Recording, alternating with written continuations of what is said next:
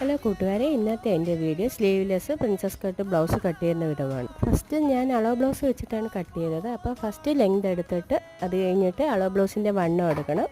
വണ്ണം എടുത്തിട്ട് വണ്ണത്തിൻ്റെ കൂടെ 4 കൂടെ കൂട്ടിയിട്ട് അതിൻ്റെ 4/1 എടുക്കേണ്ടത്. അങ്ങനെയാണ് ഞാൻ എടുത്ത് കട്ട് ചെയ്തത്. അത് കഴിഞ്ഞ് നെക്ക് നമുക്ക് മെഷർമെൻറ്റ് ബ്ലൗസ് ഉള്ളതുകൊണ്ട് ആ അളവ് വെച്ചിട്ടാണ് കട്ട് ചെയ്യുന്നത്.